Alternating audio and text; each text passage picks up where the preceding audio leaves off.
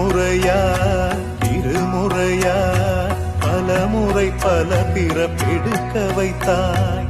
புதுவினையா பழவினையா கணம் கணம் தினம் என்னை துடிக்க வைத்தாய். பொருளுக்கு அலைந்திடும் பொருளற்ற வாழ்க்கையும் துரத்துதே. உன் அருள் அருள் அருள் என்று அலைகின்ற மனம் இன்று பிதற்றுதே.